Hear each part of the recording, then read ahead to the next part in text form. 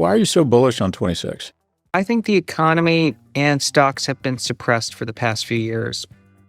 Part of it is, of course, that we've seen 6 what I call extinction events take place in markets, everything from COVID to the bullwhip supply chain effect as the economy restarted, to the fastest inflation cycle in history, and then followed by the fastest Fed hikes in history.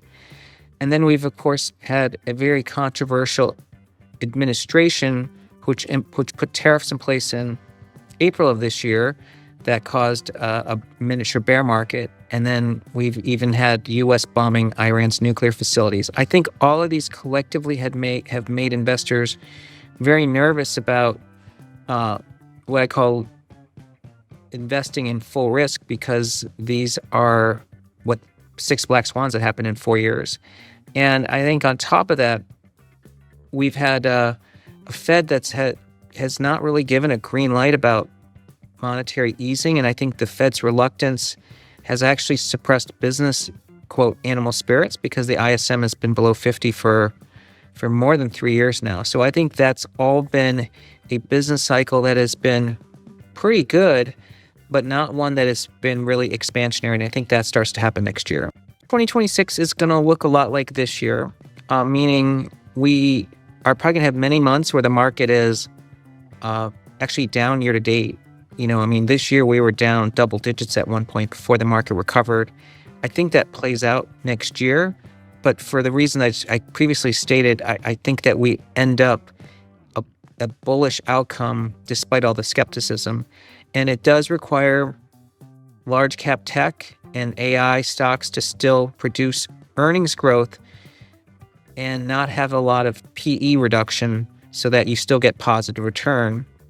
But I think the rest of the stock market, so the other 490 or so, can actually perform well, because if the Fed is cutting and interest rates are coming down and the business cycle is sort of really starting, that's good for other stocks. Where do you land compared to his view?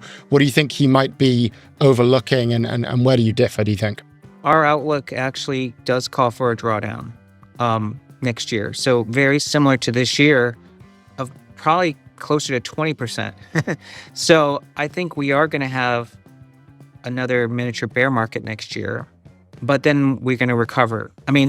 Let's take 2025. Let's say that at the end of 2024, and actually we did talk about, the idea of a drawdown in 2025, but let's say that someone plays the clip. So let's say it's Michael Semblas, but let's just pretend he's saying at the end of 2024, and he says the market will be down 10 to 15%. That doesn't rule out where we are by the end of 2025, because in fact, we did have a drawdown. And I think I'm not, again, saying, I actually think Michael and I are pretty aligned in the sense that I think there is going to be a drawdown next year. He says he wouldn't be surprised. But to me, it doesn't mean that's the end of the actual bull market. And in fact, I think stocks fully recover. What are the kinds of skills that makes you irreplaceable as an analyst? What kinds of things should white-collar workers, working professionals in general, be trying to work on and be trying to hone in order to not be replaced by AI? AI is very good at looking at the past. So if you need to build a model, you need to recall data, even say, give me the last 12 times something happened. That is AI. But as you know, to do true training, then you need to have it work in the future. Now, future has not a binomial outcome. It's multiple forward scenarios, and the probabilities are unknown of each future event. Okay? So you're dealing with so much uncertainty that I don't know how a probabilistic way to give you a single point answer would ever work. To give me an example, someone will say, this is the fair value of a stock, and they say this is the PE and this is the E. And I can never understand that, because I'm always wondering, which E are you using? And you know what I mean? Because price is today, but then which forward metric, and then how do you discount it? How do you explain to AI that you have to look at 10 years of future earnings, but you don't know which future earnings will actually matter the most. And then how do you assign the weights? I mean, that's really what we do at Fundstrat is we're constantly assessing the probabilities of future events and then deciding, we do have to pick a direction, right? Then we say this is the path we're going to take, but it's a guess. So I think that the best qualities of a researcher, at least in my opinion, are you do need to be unemotional, but you also need to know the difference between conviction and being stubborn. Because stubborn is riding something and believing in something when all the facts have changed. Conviction is basically riding through the volatility, and it's not easy to tell the difference until history has already passed. And I think,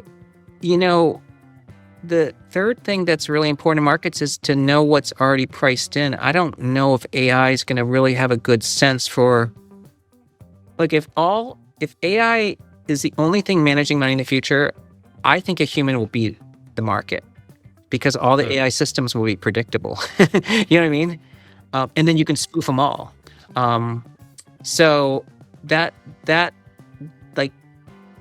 that's really where I think human judgment matters because, I'm constantly surveying our clients and I'm in constant touch with them. So I kind of know where the money is and what the bets are and how they react to the Fed. And I don't know how you can program AI unless it is, well, they'll get very good, but they really have to think not just on a specific outcome, but on a series of future outcomes. And that's what we're always sort of obsessing over.